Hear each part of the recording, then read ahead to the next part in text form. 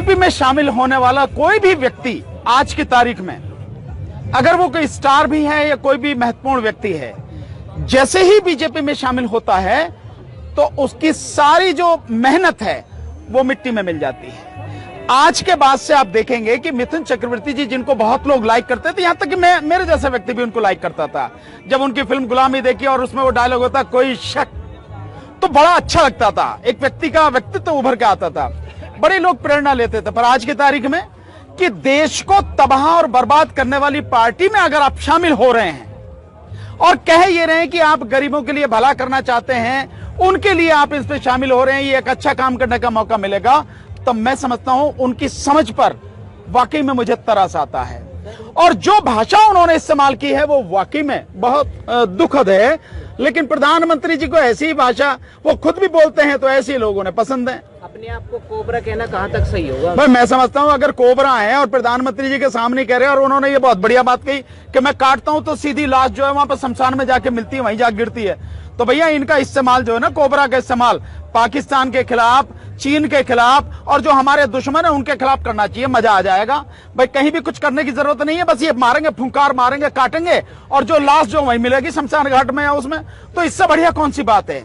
अफसोस इस बात का, एक समझदार व्यक्ति, एक स्टार व्यक्ति, इसने अपने आखिरी समय में जो उसका ये समय चल रहा है उस समय में इतना नीचे गिर गया, इस गंदी भाषा का इस्तेमाल कर रहे हैं, इस तरह की गलत भाषा का इस्तेमाल कर रहे हैं, एक ऐसे स्तर के व्यक्ति से उम्मीद नहीं की जा सकती, और वो भी प्रधानमंत्री की उपस्थिति में ये बात हो रही है। आप राजनीति में आ रहे हैं, हर किसी को अपना अधिकार है कि चाहे जिसके पार्टी में जाए, चाहे जिसके साथ रहे, लेकिन आप भाषा की मर्यादा का ध्यान रखिए जरूर। आप भाषा की मर्यादा को अगर ध्यान नहीं रखेंगे तो आपके जो किए हुए पिछले काम है, जिनसे लोग आपका सम्मान करते हैं, मैं समझता हूं एक झटके में वो खत्म हो जाते हैं। और इनके साथ में यही हुआ है। मैं नहीं जानता किस वजह से हुआ है, क्या कोई सौदेबाजी है, क्योंकि भाई वो फिल्मकार तो हैं ही, वो एक्टर तो हैं ही, हो सकता है उन्होंने इस मंच पे आने का, इस मंच पे बोलने का कोई सौदेबाजी की हो, उसे भी इसे मतलब ये भी एक्टिंग की तरह काम किया जा रहा हो, ये भी हो सकता है कुछ। लेकिन उनके आने से ममता जी की ताकत पर कोई फर्क नहीं पड़ेगा, बीजेपी की ताकत में कोई इजाफा नहीं होगा, इतना मैं पूरे विश्वास के साथ में कह सकता हूं। ईवीएम के विषय में क्या कहेंगे? नहीं, ईवीएम से चुनाव हो रहे हैं और मैं तो बहुत सिंपल से कह रहा हूं, लगातार मेरा आंदोलन इसी बात का है, अगर ईवीएम में गड़बड़ी करी तभी जीत पाएगी बीजेपी वहां पे। और जिसकी मुझे संभावना यह लगती है कि बीजेपी इस किसान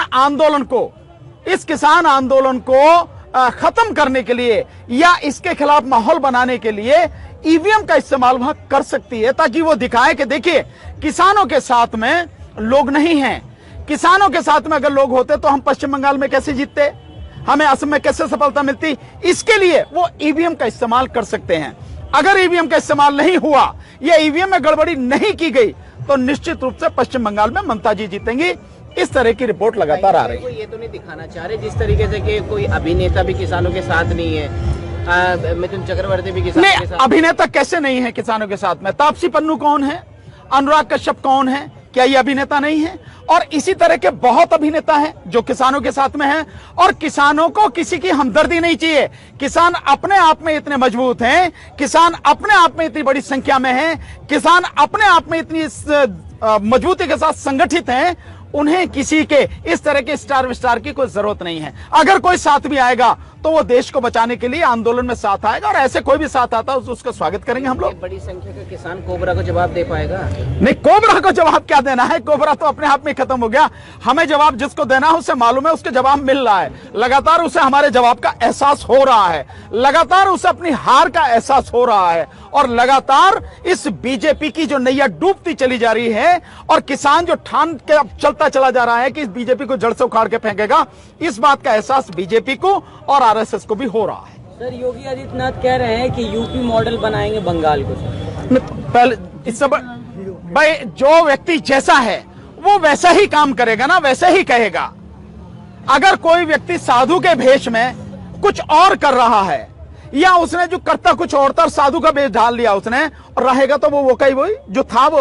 तो जो भाषा वो बोल रहे हैं वो उनके चरित्र को दर्शाती है कि वो किस तरह के व्यक्ति हैं। और यूपी में क्या कर लिया भाई, यूपी में गुंडागर्दी क्या आपने खत्म कर दी क्या? रोज बहन बेटियों की इज्जत लूटी जा रही है, रोज लोग मारे जा रहे हैं, बेगुनाह लोगों का कत्ल हो रहा है। क्या सुधार कर लिया आपने यूपी में? आंकड़े किस चीज के दे रहे हैं फिर कौन? योगी? नहीं, आंकड़े देने में तो बीजेपी है, मोदी जी हैं, और मोदी जी की सारी टीम जो ये सब आंकड़े देने में तो झूठे आंकड़े देते हैं, आंकड़े देने में तो पक्के माहिर हैं। सच आंकड़े बताओ, सच बताएंगे तो पता लगेगा कि यूपी में सबसे ज्यादा क्राइम है, यूपी में सबसे ज्यादा हत्याएं हो रही हैं, बलात्कार हो रहे हैं। सच अगर बताएंगे तो यूपी में किसी को रोजगार नहीं मिला है, जो आंकड़े देते फिर रहे हैं कितने लोगों को रोजगार दे दिया। यूपी में शासन व्यवस्था जो शासन प्रशासन पूरी तरह से बेकार हो चुका है। जो ये हालत है, इन्हें अगर सच बताएंगे तो उन्हें पता लग जाएगी, समझे ना? सोनार बांग्ला नहीं, सोनार बांग्ला तो ये तो पहले देश को सोनार बना ले, जिसको बनाने आए थे इसी का बेड़ा गर्क कर दिया इन्होंने। बंगला को क्या सोनार बनाएंगे, उन्हें बनाने वाले हैं ये सब। बीजेपी हमेशा से केवल नारे देती है, अच्छे दिन आएंगे, 20 लाख 15 से 20 लाख, 2 करोड़ रोजगार, ये सब नारे देते हैं। बेटी बचाओ बेटी पढ़ाओ, केवल नारों की पार्टी है, जुमलेबाजों की पार्टी है, हकीकत से कोई लेना देना नहीं है, देश तबाह करने वाली पार्टी है और कुछ नहीं। श्री राम का नारा दिया तो है बीजेपी ने बंगाल में। हाँ, तो श्री राम के नाम से जो जिता लेना हो ना, वो जिता देंगे। श्री राम जी को ले जाना, पकड़ को जिता देंगे। श्री राम प्लस